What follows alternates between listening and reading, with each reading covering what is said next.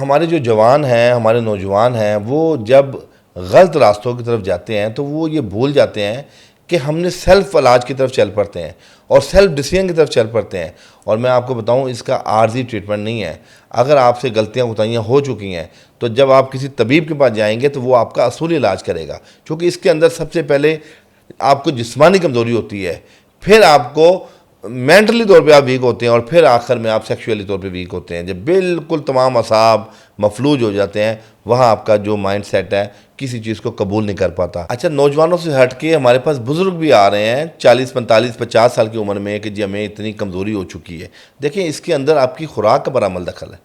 ہم لوگوں کو یہ کہتے ہیں کہ جو مقوی اور طاقت کی چیزیں وہ استعمال کریں۔ اللہ پاک نے جو سیکس کا نظام بنایا اس کے لیے کوئی الگ سے آرگن نہیں ہے۔ ہماری باڈی کے اندر کے جو وائٹل آرگن ہیں وہ سپورٹ کرتے ہیں اور ایک نظام چلتا ہے۔ مثال کے طور پہ آپ کا دماغ، آپ کے گردے، آپ کا دل، یہ تمام چیزیں انوالو ہوتی ہیں قوت باقی حوالے سے، اور ان تمام چیزوں میں جب ذوق پیدا ہوتا ہے اس کے اندر ہماری خوراک کا سب سے بڑا عمل دخل ہے۔ اور میں آپ کو ان بزرگوں کے لیے اور ان بھائیوں کے لیے جو 50 کے قریب ہو چکے ہیں اور اپنے آپ کو ذہنی طور پہ وہ کمزور سمجھنا شروع کر دیا انہوں نے، تو ان کے لیے میں آج آپ کو ایک ایسا ڈائٹ پلان دوں گا، اگر وہ اس پہ عمل پیرا ہوں گے تو انشاءاللہ ممکن ہے اللہ پاک ان کو بغیر دوائیوں سے شفا دے دے۔